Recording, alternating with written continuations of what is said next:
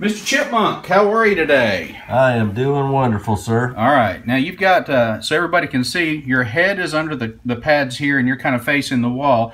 And we're going to keep your identity private. But you've had this thing on your, this is really right at the top of the chest and into the neck area here. You've got this little bump here. How long has it been there? As long as I can remember, since I was probably 7 or something. Okay, so a long time, huh? Yes, sir. And you said it's drained before and had kind of a foul smell to it. Yes, and it's kind of pasty. Kind of pasty, creamy white color maybe? Or yeah, almost yellowish. Yeah. She had an alien coming out. Yeah. Yeah, oh kind yeah. Like an alien.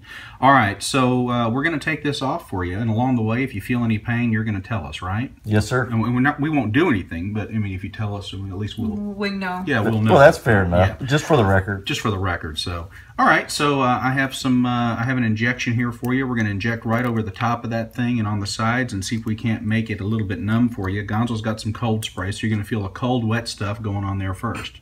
Are you ready, Chipmunk? Yes, sir. Fire away.